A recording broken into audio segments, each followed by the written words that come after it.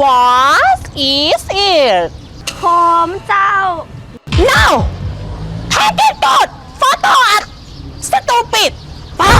ติโทกูคือมาสูนมึงแท้อีหาครัวกินตับมึงเนี่ยโอ้ตายละมีสูนกูใส่จังบาดมึงอีหากินตับปน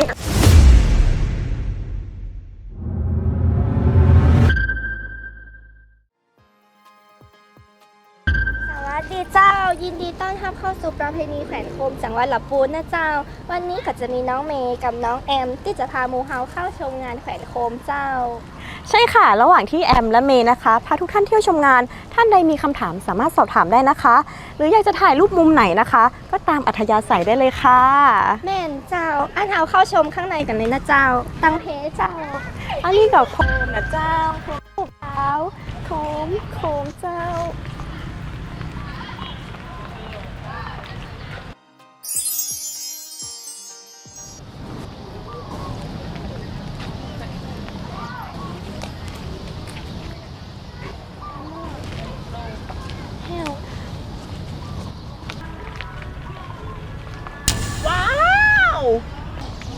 What is it โคมเจ้า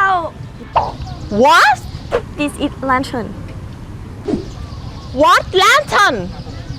สมาร์ทเจ้าอันนี้ฮ้องว่าประเพณีแขวนโคมและอันนี้ก็ฮ้องว่าโคมเจ้า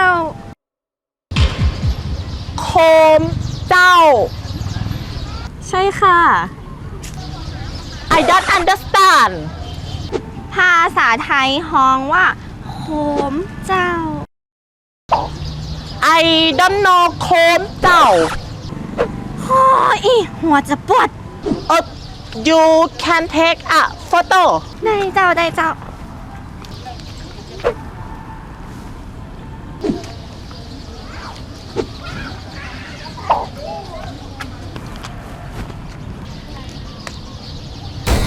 No Take it out Photo at Stupid ถ่ายไม่ก็เจ้า No แม่นคนไทยก่อนนี่อย่างบอกอู้ภาษาไทยเห็นอู้ภาษาอังกฤษนี่ Oops You say me ไอเซยูเบ้าหน้าก็ไม่ได้นำเข้าอย่างบอกอู้ภาษาไทย ฉันว่าไปเถอะนักท่องเที่ยวเยอะแยะปล่อยนางเดินคนเดียวเถอะแม่นเสียการเสียงานหมด Stop ไอยังแฮม You and you No matter I talking about how you can walk out ไอยังฟังมาหูเรื่อง Why do you look at stupid โอ้ย ฉันเองป้าติโทกูคือมาสูนมึงแท้อีหาครัวกินตับมึงเนี่ยโอ้ตายละมึงเบ้าภาษาอย่างสนุกปิดมึงออกเสียงยังบ่ถึกเลยอู้อันนี้อย่างนี้เวทคือเข้ามาเวทท่านใดถามก่อนมันบ่คือดอกเด้อตายกูเจ็บหัวขนาดเขาเจ้าย่างพายมึงยังบ่อยากไกลเลยป้าอีหาปอบอีหาขวดตับมึงติโทกูคือมาสูนกูใส่จังบาดมึงอีหากินตับปนแปลงหน้างงฟังมาหูเรื่องเป็นคนไทยก็อู้ภาษาไทยคือชัดกันเนอะค่อยไปอู้ภาษาอื่นเนอะนี่ค่อยๆถามจะดูเนี่ยไปเฮียนมาแต่ใส่คือภาษาเนี่ยนี่ค่อยจะทิมเบอร์ให้เจ้าเด้อแล้วโทรมาฟังเว้า People like you still need a lot of practice Do you understand อย่าให้เราพวกแกสองคนข้างนอกนะใช่ไหม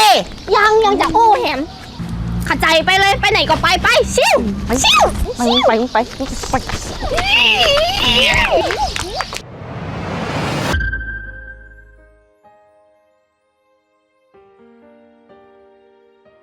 ขอโทษค่ะ ขอโทษครับ คุณเป็นไรไหมอ่ะอ๋อไม่เป็นไรค่ะหล่อใบหล่อง่าว ขอโทษนะครับผมมัวแต่ถ่ายรูปอ่ะไม่ทันได้สังเกตเลยอ่ะมาเป็นอย่างเจ้าจนแหมกินเหล้าก็ได้แล้วตัวชื่ออย่างกะอ๋อผมชื่อตีครับเปิ้นชื่อเมย์น่ะนี่เปิ้นเมย์ชื่อแอมยินดีที่ได้รู้จักนะครับยินดีต้อนรับเข้าสู่ประเพณีงานแขวนโคมจังหวัดลำพูนนะเจ้าแอมโสดจ้าอันจะอี้คือแอมปลาแอลข้างในงานนะเจ้าแอมเจอกันเนอะบาย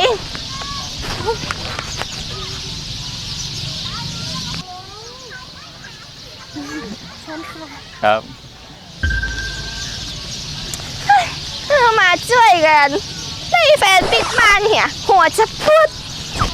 ถ้าแฮมพาเที่ยวติปต้องหนักนะ ได้ดิ แต่ผมไม่มีเงินนะ เอาล้อเล่น ผมก็รอเล่น ว่าแต่คุณแอนมีแฟนยังอ่ะ ยังค่ะ